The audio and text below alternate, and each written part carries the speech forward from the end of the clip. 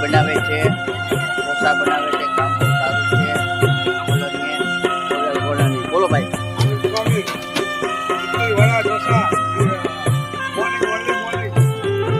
કામ બહુ સારું છે.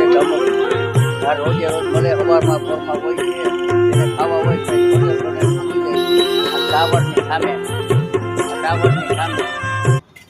મુકેશ પરમાર.